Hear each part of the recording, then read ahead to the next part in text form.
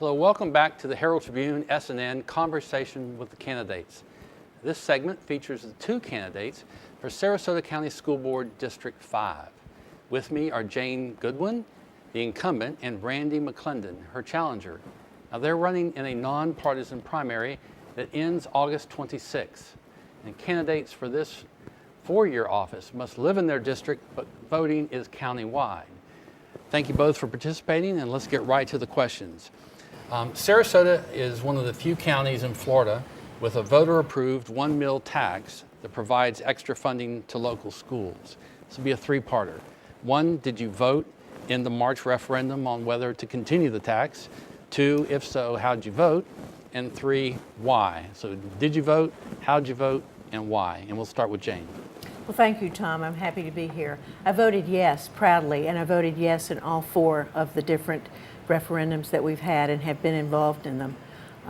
And it's important to me. I was on the original stakeholders committee in 2001 that was formed to look at the referendum, and it has made all the difference in the world in our school district going from good to great. Okay, thank you. Randy? No, I didn't vote in it. The reason I didn't vote is I forgot about it. I'm not used to voting in March. If I had voted, I would have voted no as a protest to it being in March. I believe it should be in a regular ballot.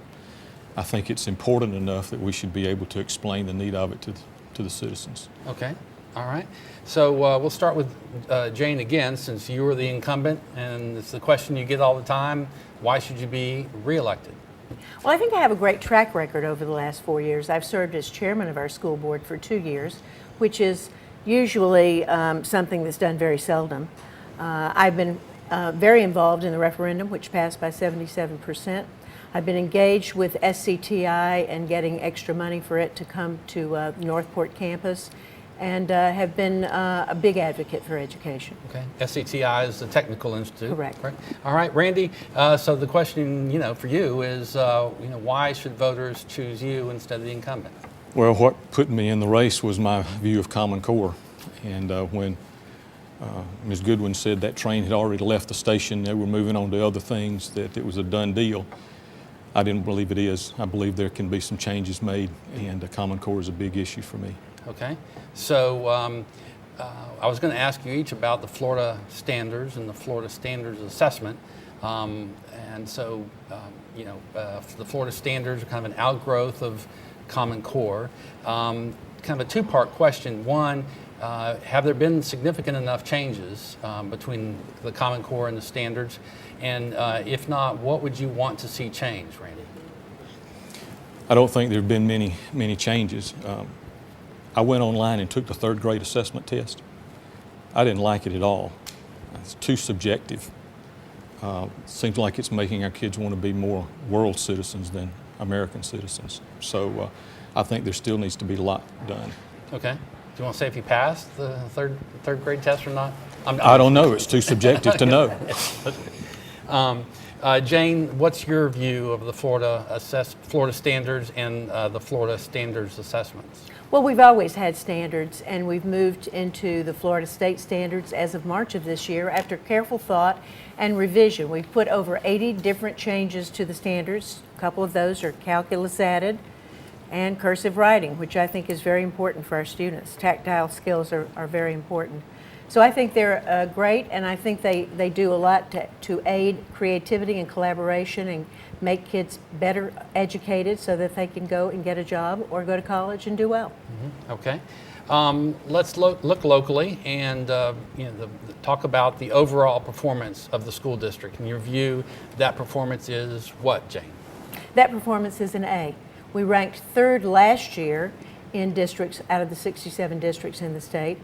We don't know what we'll rank this year. We've gotten part of our scores, but we won't get high school scores probably until December and know that. I'd like to be number one, Tom. That's my goal, is to be number one in the state. We have been an A district since 2004. We have changed the test and the requirements 31 times since 2004. So when people say our scores are flat, not really, because we don't have that figured in. So we think we're an excellent school district, and we're doing many, many things well for our students. All right, thank you. Randy, your assessment is? I don't think anybody would say anything less about Sarasota County Schools, that they're about the best there is. The only thing I would say about assessments is I would like to see more local assessment and not just what the state thinks about you. Okay. So let's shift to the superintendent, the chief executive of the school district. Randy, what is your assessment of Superintendent Lori White? I think she's a good superintendent. I think one of the things you can tell about a good leader is the people they surround themselves with. She's got a great staff. The only thing I would like to see is the school board and the superintendent maybe be a little more open to some community input in some areas. Okay. All right. Jane, your assessment of Lori? Well, I've worked closely with Lori White as chair for the last 2 years and have gotten to know her very well. She's a great leader. She has a lot of common sense as well as a lot of intellect. She surrounds herself with good people, but she knows and has her finger on the pulse every day of the year. I want to be around in 3 years to select a new superintendent. I think I have the leadership skills to do that. She has big shoes to fill, and I want to make sure that we choose the appropriate superintendent to carry forward our excellence. Great. You've given me a great segue to the next question. You know, what qualities would you want in that next superintendent? I want somebody like Lori White.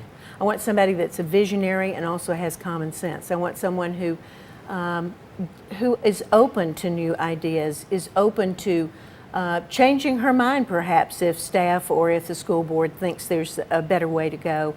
And I think that it will be a very difficult process for us, and we've already had some discussion about it as a board. We're really knowing that this is going to be a big challenge for us in the next 4 years, along with all the changes. All right, and quick follow. Would you look inside, outside, both? Both. Both? Okay. Randy, what kind of qualities would you want in the next superintendent? I would like someone who is a good, strong leader and not just a great follower. I think one of the problems I have with Common Core is that I'm afraid our superintendents will become bureaucrats managing a federal program, rather than capable people who can lead our school as our school board needs it. Okay. And would you look inside, outside, or both? Yeah, both. Okay. So let me start with you, Randy. If you could pick one area of the school district's academics to focus on, what would that area be if you as the school board member? You mean subject matter? Sure, subject matter or just any I don't area know. on the academic program. I would think right at the moment, curriculum choice would be a major factor for me. One of the good things that our state legislature did this year is give more local control to curriculum development. That was one good change they made about Common Core. And so I would like to see more development, more local control in curriculum. Okay. Jane?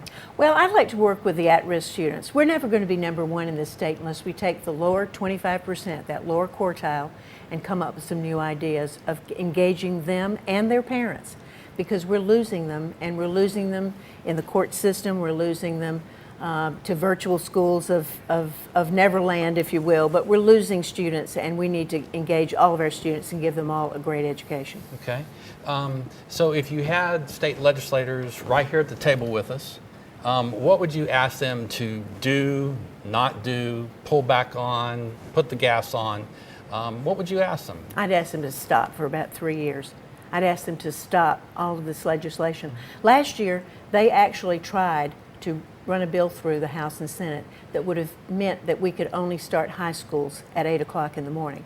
And as you well know, we have a very tight ship with transportation costs and run our high schools for 7:30, our elementary at 8:30, and our middle at 9:30. I would ask them to stop. Give us some time to breathe. We asked them this year to postpone all of these evaluations, assessments, and other things, and they refused to do that. But that would be what I would ask. Okay. Randy, what would you ask? Basically the same thing. If they're going to give money, but not so many strings attached. The mandates that come with the money really hamstrings the local school districts. And so if you're going to give money, give it, but keep your hands off the control. Okay. Now, the school district recently completed a climate survey of teachers and personnel. Randy, how do you believe that the district should respond to the results of that survey? I don't have a clue. I looked at it, and there are just, do you agree, strongly agree? There didn't seem to be any way that you could evaluate why they strongly agreed or why they strongly disagreed. If that were part of it, I think you could use it very well. Okay. Jane? Well, I think there are means of figuring that out. We have a very strong support for our teachers and our staff through the union and their union reps. But that climate control, that climate survey was really great because it showed 4s and 5s, which meant that they were really happy with the school district. So I think we have a lot of people who like and are engaged in work and enjoy working for the Sarasota County School. All right. Yes or no? Would you want to? Would it make sense to look at having an outside independent firm do the climate surveys? Yes. Okay, Randy. I don't think so. No? I'd rather see more parental involvement with it more than outside. All right. Let's do something a little lighthearted here, and we'll start with Randy. Your favorite subject in school and why? Oh, man. I didn't really have a favorite subject until I got into seminary and started studying the Bible. But, I like reading more now than I did then. Mm-hmm. So back in school, I guess it would have been geography. Okay. All right. My favorite subject in school was math, and which led me into a computer career, and music. Okay. So, as a school board member, what role do you favor taking, I guess? Well, what role do you take, Jane? And Randy, what role would you play as a school board member in terms of the things you would do, the things you would not do? Jane.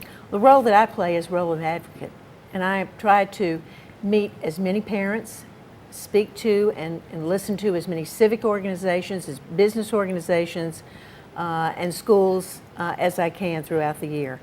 I go to most every school and listen to parents tell me what they need, and I would continue to do that advocacy. Okay. Randy? Yeah, school board is the representative of the community overseeing the schools, and so learning what the community thinks, what they want, and helping implement that in school. Okay. When you're out on the campaign trail, still a little early, but when you're out, what do you hear from people on the campaign trail? What do you hear when you're at the barbershop or out in the community? What do you hear that people say they want from the school district? I think people would like more of an ability to understand the finances. At our orientation, we got a book this big. About that much of it was policy, and the rest of it was finances. And I think for the average citizen, understanding school finances is a bear. Yeah, right. Jane? Well, I think it's a complex business education. Everything from the way the legislature funds us, the different silos, the different compartments, if you will, that money must go into. And that's one of our biggest problems. That's why the referendum was so important, is because it allows flexibility with that money for the superintendent at every school level. So I think that I think we're doing a really great job. I think that financially speaking, we're rated by Fitch as AA+ recently, and I know where we are this year and next, Okay. and that's good. All right, great. It's time to segue into your final statements. Not your final statements, but the final Please. statements of this discussion. So we'll start with Randy. You got 45 seconds. 45 seconds. Well, to me, the issue primarily is Common Core, because Common Core takes us in a whole different path. I would like to have seen our school board and our state representatives for the last few years standing on top of the table or the steeple and just shouting at us what is happening. The high stakes testing, I don't think most parents understood that. The loss of curriculum control, which has been moderated some, I think parents are beginning to understand that, but I believe there needs to be more community awareness of some of the things that are coming our way. And so that's what prompted me in. I understand that the MGT study that has been done still has some areas that need to be implemented, and I've gotten several questions about how well that's being implemented. I'd like to look at that also. All right, thank you very much. Jane?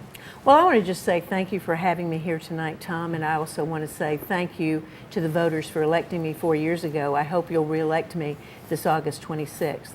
The 4 pillars of my campaign are student success, and that relates to career and college choices and being able to put every child in a place so that they can live a successful life in this community. Financial excellence, and with being the kind of district that we are with our financial campaign, we know financial situation, we know exactly what we're doing from day to day. We recalculate as the state recalculates, and we do that excellently well.